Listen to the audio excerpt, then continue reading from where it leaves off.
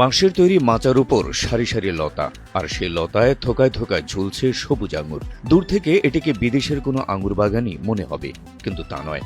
এটি চাঁদপুর সদর উপজেলার চাঁদপুর মতলব পেন্নাই সড়কের কালীভাঙতে এলাকার একটি আঙুর বাগান। প্রাধানিয়া এগ্রো নামের এই বাগানের কারিগর কামরুজ্জামান প্রধানিয়া। শখ থেকেই আঙুর চাষের চিন্তা মাথায় আসে কামরুজ্জামানের। বাংলাদেশে এ আঙুর হবে না বলে অনেকে নিরুৎসাহিত করলেও চ্যালেঞ্জ নিয়ে এগিয়ে গেছেন কামরুজ্জামান। মাত্র ২০ শতক জমিতে পরীক্ষামূলকভাবে শুরু করলেও এখন শুধু একটি বাগানেই সীমাবদ্ধ নেই, তার স্বপ্ন এখন আরও বড় কিছু করার।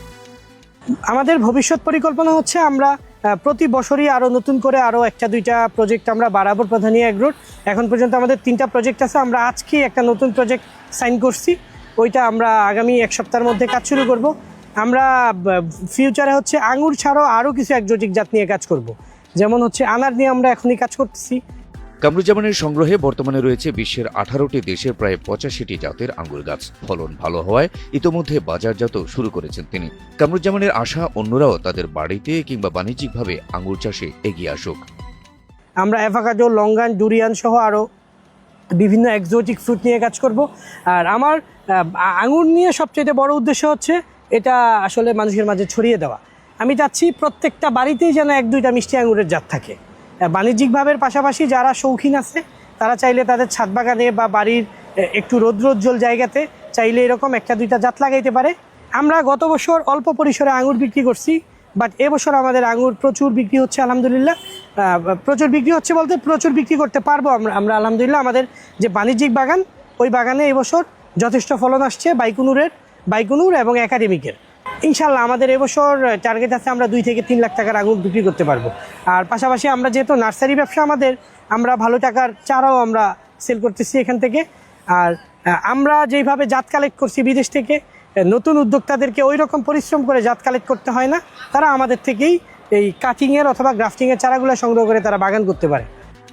স্থানীয় চাহিদা পূরণের পাশাপাশি দেশের বিভিন্ন প্রান্তেও যাচ্ছে কামরুজ্জামানের উৎপাদিত আঙুর। প্রতিদিনই চাঁদপুর সহ আশপাশের জেলা থেকে মানুষ ভিড় করছেন এই বাগান দেখতে, কেউ শখে, কেউ শিখতে, কেউ আবার নতুন স্বপ্ন বুনতে।